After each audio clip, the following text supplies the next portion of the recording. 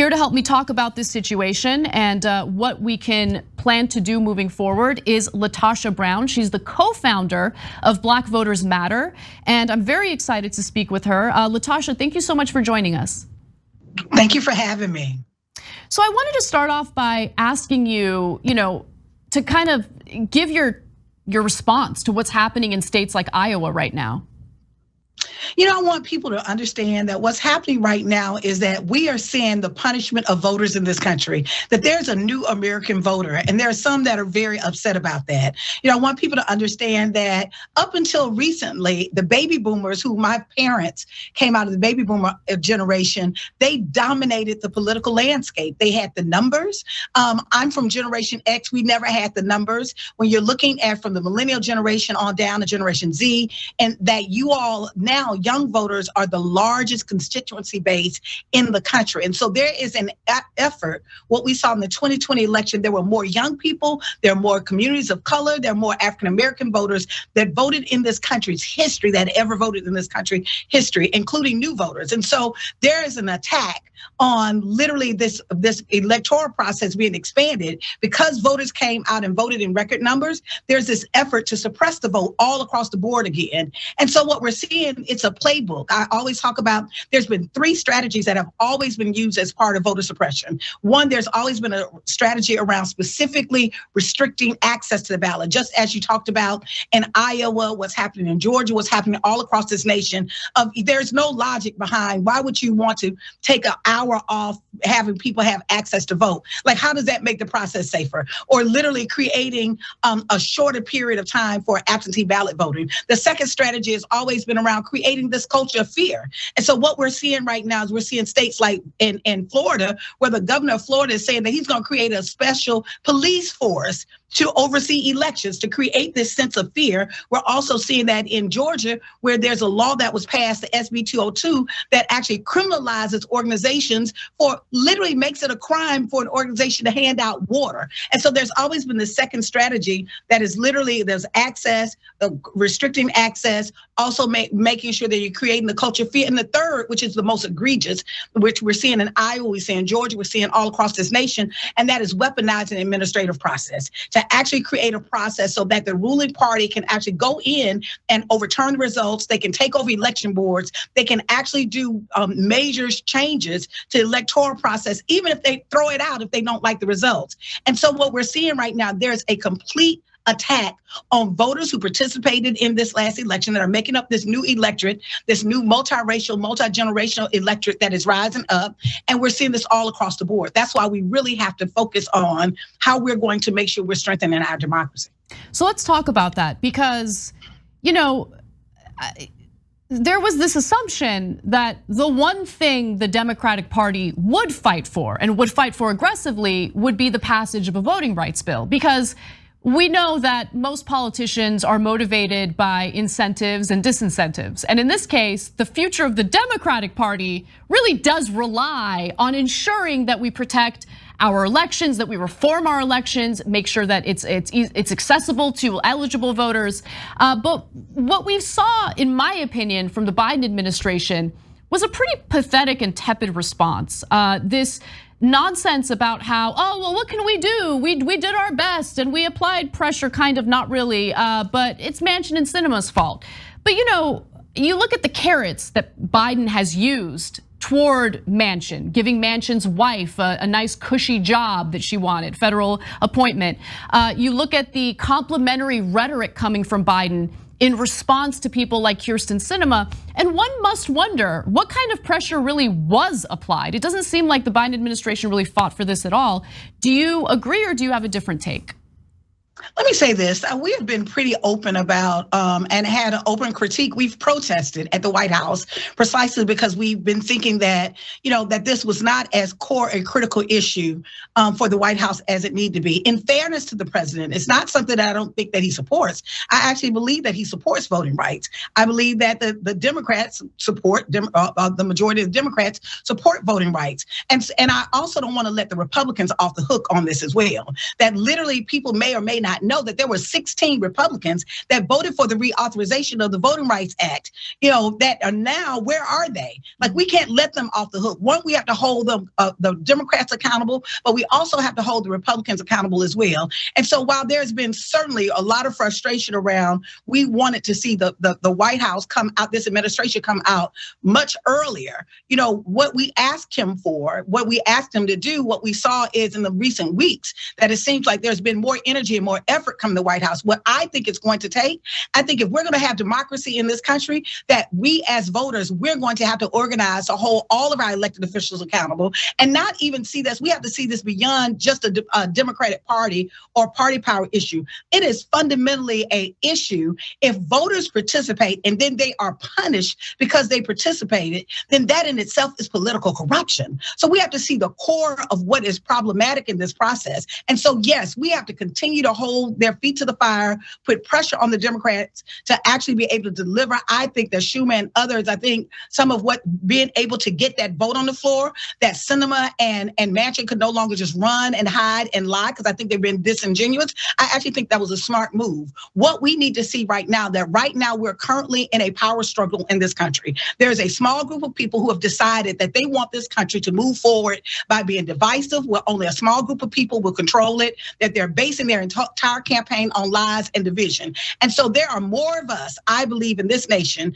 when we're looking at from our communities, multiracial, multi-generational, that actually believe in something different and better and want this country to be more inclusive, more equitable, and more democratic. In order for that to take place, it is going to have to take us also being very engaged in this process. We can no longer just leave it up to the politicians. We're going to have to put pressure on them, and we're going to have to demand that we have voting rights legislation in this country. Well, to that point, when Biden gave a speech in Atlanta about the importance of passing a voting rights bill, organizations, activists, including, if I remember correctly, Black Voters Matter, decided to boycott that speech. And I thought that was actually incredibly powerful. Was there any response from the White House in regard to the actions that organizers took? Well, I think a couple of things. One, we did hear from the White House, but then secondly, our goal, we didn't try to organize other people not to go to that. We wanted just to send a message loud and clear that this is game on, that this is time to pass the legislation, that we need, the speech is nice, but we need to make sure that the actions lined up for that. And so in fairness, I think that some of the things that he raised in his speech, he himself, the president himself, said that he had been silent too long and that he was going to use the full weight of his office, which is essentially what we've been asking for. I think that at this juncture where we are right now, what we're going to have to see, and we're going to have to turn up the pressure so that this administration knows that we are literally demanding that we have voting rights legislation going forward. But I also want to make sure that we as voters recognize that part of what got us here is not engaging in the process. Anytime people are making decisions for us and we're not engaged in this process, this is what happens. And so we have to literally lean in and engage. I hope that there are more young people that will run for public office. I think we need to make sure that we are not equalizing like, okay, there's a Republican Party and the Democratic Party. Right now, we actually see a party that is anti-democratic, a party that literally is that is racist, that is standing on a platform that's being racist. And so at the end of the day, what we have to do is completely reimagine and reshape the political landscape in this country. We have to be unapologetic about taking power and demanding that people have power. And that's going to require young people, that's going to require communities of color standing in the gap and literally pushing for this legislation as well as other policy changes in this nation. For audience members who want to be engaged, who want to join in this fight, what advice would you give them? How can they do so?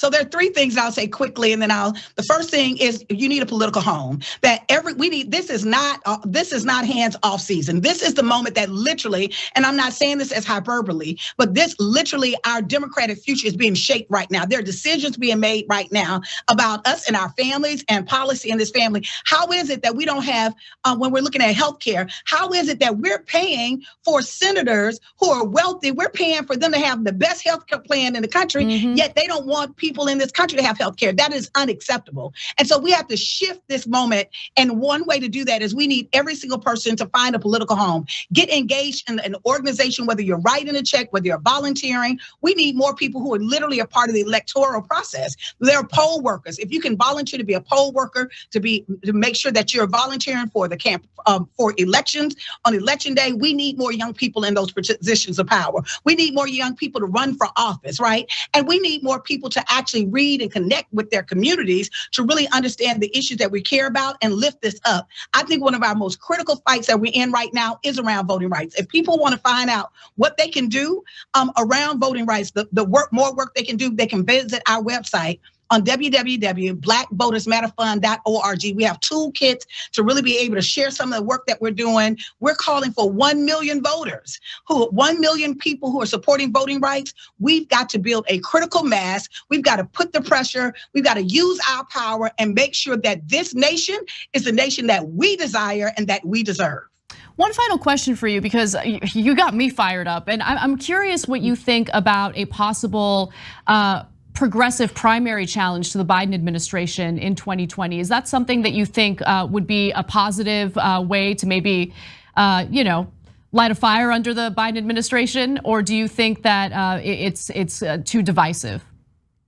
I think at this point, I think part of what has to happen, I think the Republicans, let me say in fairness, while I've been a critic of the Biden administration, let me say that the Biden administration has done some good things. Like we cannot undermine what has happened with the child tax credit. We cannot minimize what has happened, even with the infrastructure. I think I'm raising that because I think it's important for us to recognize the nuance moment that we're in. In this moment, what we have to do is voters themselves have to get in a position of power that if we come out in record numbers, we can literally shift the people who are in power, whatever direction we want to shift them in. That's how we actually translate power. At this point, I think my goal is not to how do we just see it as a failure? I think part of what the Republicans have been they have been obstructionists on purpose. Let me tell you who this lies in. This actually is at the feet, while I've been a critic of the Biden administration because of timing, right? Not because I don't believe that they actually are in alignment or they support it. It's around timing and priority that I've been a critic around. Mm-hmm. But the truth of the matter is we are literally in one of the largest fights of our lives, that there is a party right now that is seeking to be obstructionist, so much so that they're going to be against anything, because part of what they want is they want to get in power by having us being so frustrated that we're divided. They also want to be in power by having us be divided and seeing ourselves and our interests as separate, when the bottom line is I certainly think that there are more Americans who want to see a multicultural, multiracial, multi-generational movement going forward, so that all of us recognize we all want the same things. We want quality education. We want healthcare. We want fair and decent wages. We want to literally be able to live a quality of life. That's what we want. Mm-hmm. And so there has to be a critical mass of us that are willing to push whoever is in office to do that. I think that is what our focus should be. Our focus should be on how do we organize our power in the streets? How do we organize our power as young people, as communities of color, and literally be in a position that we can actually put the pressure points where they need to go. All right, Latasha Brown, co-founder of Black Voters Matter. Thank you so much for taking the time to speak with us today. Really appreciate it. Thank you for having me.